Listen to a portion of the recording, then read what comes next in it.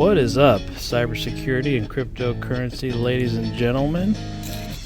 Today is November the 19th of 2018. This is episode 48 of the Cybersecurity and Cryptocurrency podcast. Today we got quite a bit of news with the whole Bitcoin Cash thing going down and the market right now just taking an absolute dump. So we'll talk about some of that stuff. For cybersecurity, we're going to talk about the Make-A-Wish Foundation and what happened to them. Also going to talk about a little bit about Instagram and their privacy tool, and also going to talk about a Texas hospital and what happened to those folks as well. And then I got another funny thing in cybersecurity that we'll save. And then for cryptocurrency, we're going to talk about obviously the Bitcoin prices, the Bitcoin Cash schism that's happening. We're also going to talk about some of the regulators, Department of Justice regulators, are basically calling for more, I don't know what you want to call it, but more regulation essentially behind crypto. They don't want to let criminals hide behind it, so we'll talk about that a little bit. Also going to talk about what CoinDesk did in their Crypto Economics Explorer. And then last but not least, we'll touch on some of the crypto tokens that got the 51% attack against them and what that does and what that means. So to kick things off here, we will start with cybersecurity. The Make-A-Wish Foundation, of all places, got hit with cryptojacking. So visitors to their website, their computers were being used to mine for cryptocurrency. And I guess I'm not surprised, but it's just kind of sad that there's nobody that's off limits. You know, that site is for so much good, and hackers still want to take it over and do bad with it. They exploited the Drupal vulnerabilities that have been going around, which, you know, I'm not surprised of. There's been tons of Drupal vulnerabilities coming out lately. So they exploited that, injected some code, and people were mining for crypto when they visited their Make-A-Wish Foundation website. They have since fixed the issue, but I didn't see in the article where they said how long it had been happening. So it could have been up there for months. I mean, who knows? It's kind of scary stuff there. It makes me sad that even those people aren't off limits to hackers. I guess they really just have no care for human regard or anything like that. They just, whatever, you're going to get hacked. I don't care. Anyway, also some other stuff here. Instagram, they have what's called a privacy tool. And essentially that was what was used to download everything from your Instagram profile and to delete your Instagram profile. You could use this tool, this privacy tool. Well, come to find out, as part of what this tool was doing, it was exposing users' passwords in the URL. So, yeah, that's a flaw, and the only way somebody else would see it is if they were sniffing URLs on your network, and they were able to see this, and you'd have to be doing this privacy tool thing at the time of that URL sniffing. So it's fairly unlikely that anybody was affected by that particular item. They have since fixed it. Instagram has fixed it since then, or Facebook. But I thought that was kind of interesting. More bad news for the Facebook family a little bit there. But in the grand scheme of things, that's could have been a lot worse. Could have been way worse. And you got to be in the right place at the right time when somebody's using that privacy tool to even get those passwords. So, in other news, there was a hospital in Texas. They got hit with some ransomware, and they're saying that patient data could have potentially been leaked. They didn't say how the ransomware got in, but they did say that they got hit. All their stuff was encrypted. They sat on it for a few days and then finally decided, you know what? All these security people, go away. We're just not going to pay the ransom. We're just going to restore our backups and move on with life. And so that's what they ended up doing. They eradicated the ransomware and restored all of their backups and continued on. But they were saying that they weren't sure if any patient data was leaked or not. But they said they did send notifications to all those patients that could have been affected. So pretty scary stuff there too. I mean, that goes back to the first topic about the Make-A-Wish Foundation. They're going after them. They're going after a hospital of all places. It's just, I don't know. Think about what that could have done if it took down a critical system while they were in an operating room or something, and it broke something during the operation. I mean, I just can't even imagine that. So I guess hackers just have no boundaries, unfortunately.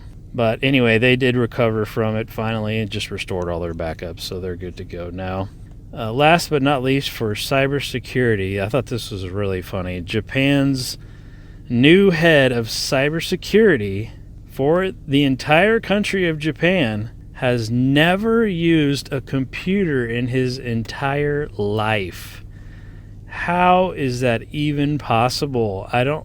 Why would you admit this guy to be your cybersecurity head for the entire country if he's never used a computer in his entire life? I just I thought that was too funny not to share that. It's just sad to really see that, though. To be honest, I don't know why the hell you'd appoint him to that position if he doesn't even know what the hell a computer does. But anyway, I thought that was funny. In cryptocurrency news, obviously we're seeing a huge tank with the Bitcoin prices. We were down into the upper 4,000s today, and it's just not looking good in general. The whole Bitcoin Cash thing has really, really taken its toll on all the prices everywhere. Ethereum's at an all-time low. I mean, it's bad everywhere you look. And it's sad, to be honest, but I don't know, if Bitcoin Cash thing gets sorted out and people start buying back in, maybe that'll help with the prices, but I just don't know at this point. And really, it's very frustrating for any investors who've been, on board with all this stuff, because, when Bitcoin goes down, everything goes down, and it's just a ripple effect and just kills the prices on a whole lot of other cryptos. So it's sad to see that, but I'm hoping that over the next few months we can regain some momentum and get back up into the 6,000 or 7,000 range again. The Department of Justice regulators, essentially they're griping because criminals can hide behind cryptocurrencies, and they're calling for more regulation of cryptocurrencies across the globe so that they can prevent criminals from hiding behind those cryptocurrencies. So I think that's a great plan. Will it actually happen? That's the part I don't know of. Will all the other countries want to work with us on that? Who knows, right? It's certainly a great thing to think about, and it certainly needs to be done specifically for criminals, but that also undermines the foundation of what Bitcoin was about. It was about anonymity.